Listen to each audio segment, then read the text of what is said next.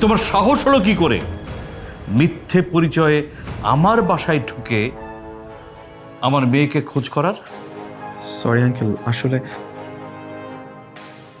আর যদি কখনো এই বাসা, শুধু এই বাসা না, এই এলাকার ত্রিসীমানায় তোমার টিকিটাও দেখি, আমি পুলিশ ডাকতে 1 সেকেন্ড দেরি করব না। Get out, uncle get out.